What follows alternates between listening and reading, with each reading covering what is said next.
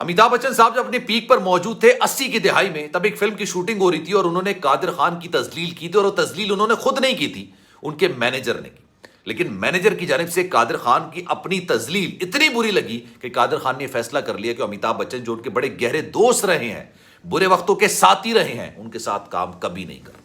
अमिताभ बच्चन इस सारे मामले में खामोश रहे, लेकिन आप वक्त का पहिया देखें, कर्मा देखें कि उसके बाद अमिताभ बच्चन का वो जवाल शुरू हुआ कि मोहब्बतें फिल्म जो आई थी उसके लिए अमिताभ बच्चन को यश चोपड़ा से सिफारिश करनी पड़ी कि यार मुझे ले लो, मुझे अपने मुलाजिम को 500 रुपए देने के लिए पैसे नहीं है, सिर्फ उसकी तनख्वाह देने के लिए पैसे नहीं है।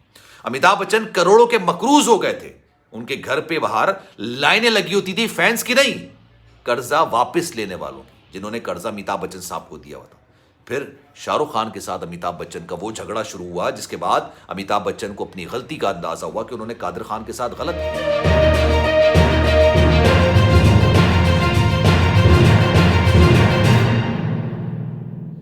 बिस्मिल्लाहिर्रहमानिर्रहीम, अस्सलाम वालेकुम, आपको खुश आमदीद। मैं हूं सलमान मिर्जा और आप देख रहे हैं मेरा YouTube channel sum up with Salman Mirza.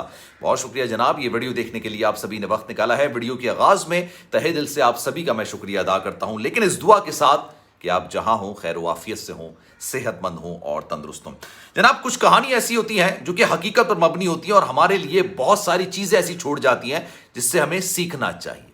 बहुत सारी कहानियां जो कि आपको किताबों में नहीं मिलेंगी, लेकिन अमली जिंदगी में मिलेंगी और उससे आप बहुत कुछ सीख सकते हैं और अपनी जिंदगी में आगे बहुत कामयाब भी हो सकते हैं। एक ऐसी ही कहानी मैं आपको सुनाने जा रहा हूं जो कि हकीकत पर मबनी है।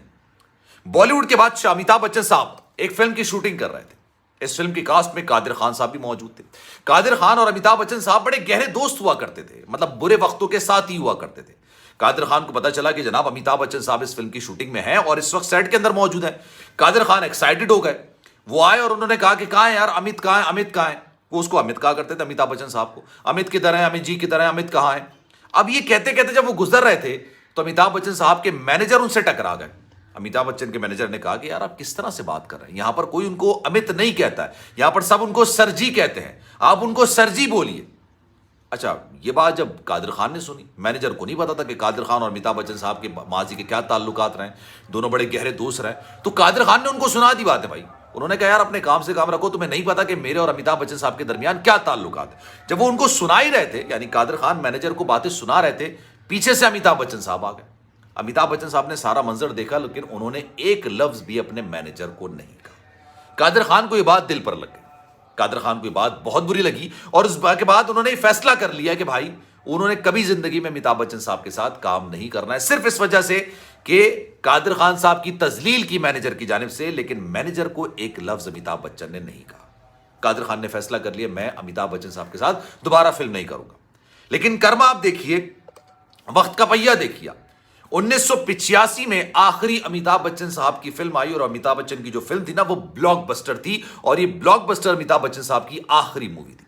उसके बाद से अमिताभ बच्चन साहब ने जितनी मूवी की ना वो फ्लॉप तो दूर की बात है, डिजास्टर साबित हुई। मतलब फ्लॉप वो होती है कि चले यार लोगों ने पसंद नहीं करा, लेकिन डिजास्टर वो होती है जो कि अपना खर्चा तक नहीं निकाल सके। फिल्म का जो खर्चा हुआ है ना वो भी नहीं निकाल सके, एक के बाद एक फिल्म फ्लॉप होती चली गई। अमिताभ बच्चन साहब ने अपने प्रोडक्शन हाउस खोला, वो भी बुरी तरीके से फ्लॉप हो गया। अमिताभ बच्चन लाखों करोड़ों के मोहताज हो गए, मकरूज हो गए, लोगों से पैसे मांगने पर मजबूर हो गए। और एक वक्त में अमिताभ बच्चन साहब ने अपने इंटरव्यू में बोला कि मेरे पास अपने घर के मुलाजमीन को 500 रुपए उनका मुआवजा देने के लिए उनके पास पैसे नहीं थे, यानी उनकी तनख्वाह देने के लिए भी पैसे नहीं थे। अमिताभ बच्चन साहब काफी ज्यादा परेशानी के आलम में थे। इसी दौरान यश चोपड़ा के जमाने में एक फिल्म बन रही थी, आदित्य चोपड़ा उसको बना रहे थे। उस फिल्म का नाम था मोहब्बतें। अमिताभ बच्चन ने यश चोपड़ा को कहा कि यार मैं ये फिल्म करना चाहता हूं, मेरे हालात बड़े बुरे हैं, आप सब जानते हैं मेरे हालात काफी ज्यादा खराब हैं, तो मुझे इस फिल्म के अंदर कास्ट कर लिया जाए। यश चोपड़ा ने अपने बेटे से बात की, आदित्य चोपड़ा से। आदित्य चोपड़ा ने अमिताभ बच्चन साहब को कास्ट कर लिया, मोहब्बतों में कास्ट कर लिया अमिताभ बच्चन साहब को। अब हुआ यह कि उसी फिल्म की शूट में अमिताभ बच्चन साहब सुबह 9 बजे पहुंच गए। 9 बजे का टाइम था, अमिताभ बच्चन साहब टाइम के पक्के हैं, वो 9 बजे पहुंच गए। शाहरुख खान साहब नहीं है, शाहरुख खान साहब आए दोपहर के 12 बजे। अमिताभ बच्चन साहब ने आदित्य चोपड़ा को बुलाया और कहा कि यार ये शाहरुख खान को समझाओ, ये 12 बजे आ रहा है, 9 बजे का टाइम है, सब बैठे हुए हैं और शाहरुख खान साहब जो है वो 12 बजे आ रहे हैं। आदित्य चोपड़ा ने अमिताभ बच्चन साहब को क्या कहा, आदित्य चोपड़ा ने अमिताभ बच्चन को कहा कि सर आप यहां पर इस वक्त मौजूद हैं मेरे वालिद साहब की सिफारिश पर। इस फिल्म के अंदर तो आप थे भी नहीं, इस फिल्म के अंदर आपका किरदार भी नहीं था, इस फिल्म के अंदर आपकी प्रेजेंस हो ना हो किसी को फर्क नहीं पड़ता है। ये जो कैरेक्टर था, ये जो किरदार था, ये बोमन ईरानी ने अदा करना था।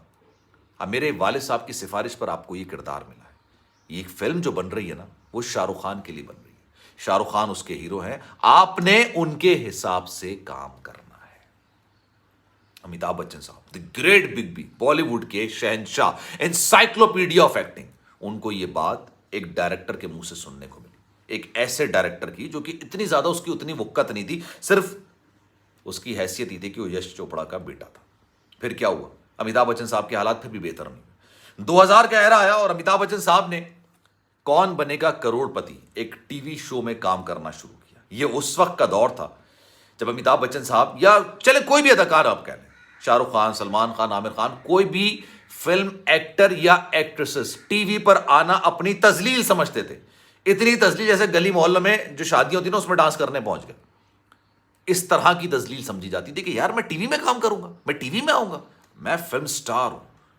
ये वो दौर था और उस दौर में अमिताभ बच्चन साहब ने कौन बनेगा करोड़पति का आगाज किया और देखते ही देखते वही शो अमिताभ बच्चन साहब की मकबूलियत में बड़ा माविन साबित हुआ, उनको मकबूलियत की महराज पर ले गया। शाहरुख खान साहब बहुत नीचे से उठकर आए, बहुत ही नीचे से उठकर आए। आपको याद होगी उनकी फिल्म ना, जिसमें वो किरदार अदा करते हैं किरण, जिसमें बड़ा एक उनका एक किरदार ऐसा था, डर उस फिल्म का नाम था। डर में जनाब शाहरुख खान साहब लीड कैरेक्टर में नहीं थे, लीड कैरेक्टर में नहीं थे। उन्होंने नेगेटिव रोल से अपने कैरियर का आगाज किया। उस फिल्म का लीड कैरेक्टर जनाब सनी देओल थे। लेकिन सनी देओल को कौन जानता है डर के नाम से?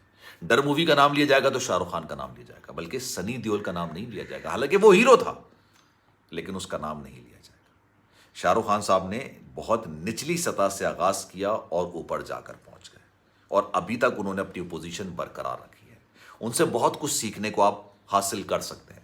लेकिन as compare to Amitabh Bachchan साहब ने बहुत निचली सतह से आगाज किया और बहुत तेजी से वो ऊपर गए, लेकिन उतनी ही तेजी से वो नीचे आए। लेकिन फिर उन्होंने दोबारा से चढ़ना सीखा और आज वो जहां मौजूद हैं वो सब जानते हैं जनाब। ये वो कहानियां हैं, ये वो चीजें हैं। अक्सर लोग ये सवाल करते हैं यार ये काम चल नहीं रहा है, किस तरह से करें ये काम। मैं हमेशा उनको ये बात कहता हूं कि यार ये काम में बुराई नहीं है, ये इस काम में कोई मसला नहीं है, आप में बुराई है, आप में मसला है।